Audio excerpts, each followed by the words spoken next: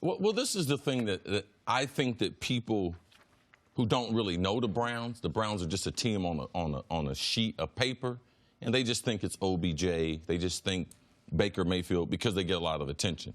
But they really have some quality players. First, it starts with their offensive line. Last year, one of the first things Freddie Kitchens did when he took over as the offensive coordinator, they started running the football.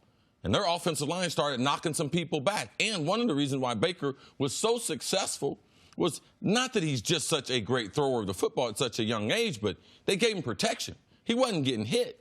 You guys have been doing this show long enough to know these young kids, they have to adapt to the physicality of the league, and it prevents a lot of them from being successful.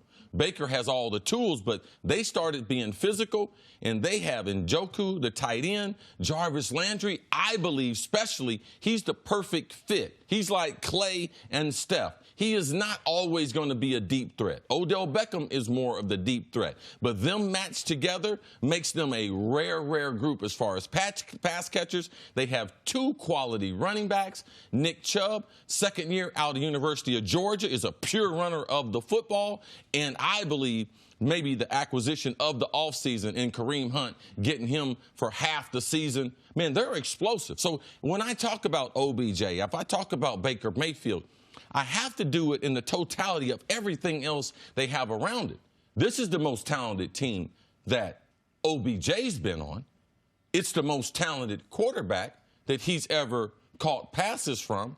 So I'm not expecting just from the numbers, but I'm expecting where his body is. There's a reason why he wasn't at the OTAs. He wanted to work on some things. You have to remember, he's gotten hurt the last 2 years. He wanted to work on some things as far as his body before he started getting on the field and have full physical contact as far as developing as a football player. So that's why he took this first year. He would have done that with the Giants because at this point in his career, he believes it's really important for his foundation. And he doesn't want to get hurt like he has, which has ended his last couple seasons. So I look for high expectations. It's not in 1,400 yards. It's not in 15 touchdowns. He's going to have double digits in touchdowns. He's going to have at least 1,200 yards.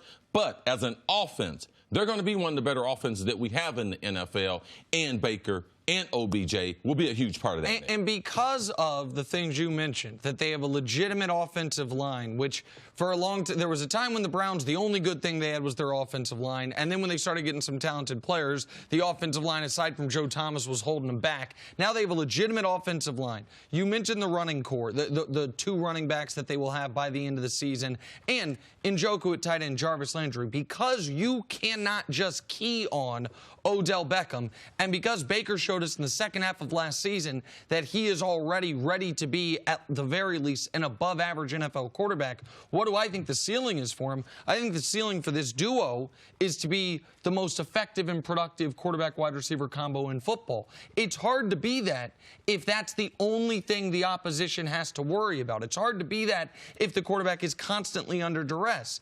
But you mentioned Baker's the most talented quarterback Odell's ever played with. Odell's played in 59 career games. In NFL history, no one has more catches. He's second most in yards through that time, and he's third most touchdowns. Now, I know the numbers are all inflated in this era, but still, he's done that with, in my mind, below average quarterback play every step of his career. And so what could you don't want... And a limited running game. A limited running game and a limited offensive line. He's done it in the hardest circumstances, where every game, how did you stop the Giants' offense? Contain the kid with the yellow hair, and the offense goes to die. Now if a team says, we're going to double Odell everywhere he goes, we're not going to let him beat us, well, Jarvis Landry makes $16 million a year for a reason. They drafted Nick Chubb at the top of the second round for a reason. They have other ways to beat you. I think that will play directly into Odell's hands, and I think it also will, he will have more fun playing football this year than he's had since LSU. Now, LSU, they didn't have great quarterback play, but he did have Jarvis. They had talented wide receivers. He went out there with a fully loaded gun, so to speak. He hasn't been able to do that with the Giants. I think that will pay enormous dividends for Odell and for the Browns offense this season. How long will it take for Baker and Odell to get their timing right, to get on the right page, on the same page? Freddie Kitchens has been very vocal about trying to get this offense to these players as quickly as possible. It's why he made a couple of comments about wishing that Odell was at the involuntary, the OTAs a little earlier. But now that he's there, how long before you actually see these guys get their chemistry going? You hear a lot of NFL players talk about the season being a marathon, the overall endurance, but it's really like running a mile. And if you run a mile on a track that's 400 meters, it's 4 laps. And the offseason pretty much goes like this. You can do whatever you want them first 3 laps. But when they hit that bell lap, that's that last lap. And that's what the OTAs and June minicamp is. It's the organization, the coaching staff telling you, this is the last lap before you get ready for the season. You need to get your stuff in order. So now they need to be able to spend quality time together in the next 2 months trying to work out what Julio Jones and Matt Ryan do every offseason. You won't hear about it.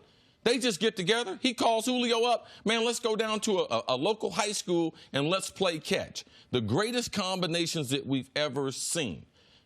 They spend time together on and off the field, and that's what Freddie Kitchens is talking about. And for those, Jenna, Freddie Kitchens, those who are worried, you should be worried.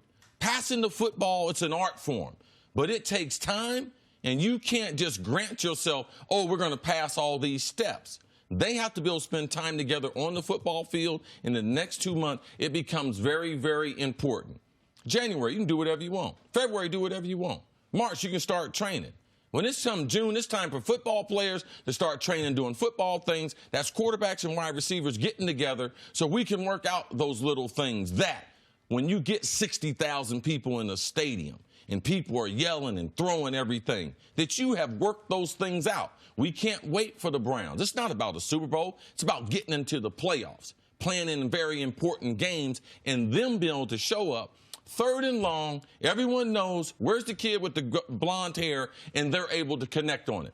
But this time you spend together beforehand, that is the time that you get paid off during the regular season, Nick. It's 92 days till the regular season starts, which means right around 60 days till the start of training camp. In these next 60 days, to Chris's point, Odell and Baker, I expect them to do, and they need to do, what we have seen the most productive quarterback-wide receiver combos do in years past. Julian and Tom hang out together. And by hang out together, they practice together. So one of the reasons Aaron Rodgers was upset when Jordy Nelson was released was that was one of his off-season guys. Deshaun Watson and DeAndre Hopkins, that's what they're doing. You mentioned Julio and Matt. We have a bunch of really, really elite-level combos. Odell's never had that I don't want to say courtesy, that luxury, pardon me, to where he's always been the elite end of a semi-elite combo because of the limitations at the quarterback.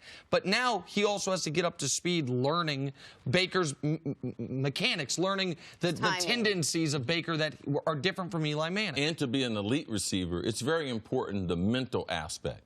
OBJ must understand this is a talented team. I'm not going to have 150 yards every game. Every 3rd down, they're not going to throw to me. So the thing that I'm going to watch, I believe they'll work out the football part, but it's time to step up from a mature standpoint. Be a leader. Be able to celebrate other people having success, because this offense, there's so many players, you have to be unselfish. And it starts with the kid with the blonde hair, Jenna. Let's see how he does. Thanks for watching. Subscribe here to get the latest from the show. Also, be sure to check out more of the best clips from First Things First, or go watch a few segments from our other shows on FS1.